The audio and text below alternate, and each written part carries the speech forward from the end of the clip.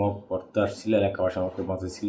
আসলে আমাকে গুলি করেনি, আমি নিজে বাঁচার জন্য। অনেক কেউ আমার পিছনে শত্রু লেগে আছে, জানি হয়ে থাকে। আমি আন্তরিকভাবে ক্ষমা চাচ্ছি। মোহাম্মদ শওকত হোসেন ফারুকী কুপন। আমি বাংলাদেশ আওয়ামী লীগ বোয়ালখালী উপজেলা যুবলীগের যুগ্ম সাধারণ সম্পাদক।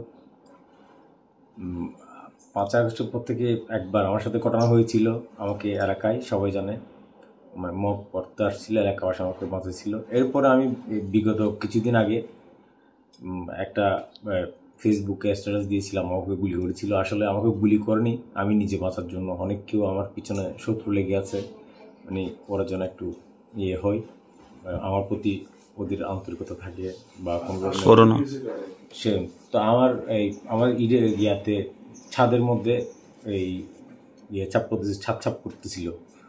তো আমি নিজে ছিলাম, কেউ করতে পারেন। ওখান থেকে উপর থেকে একটা ইট পড়ছে আমার মাথার উপর।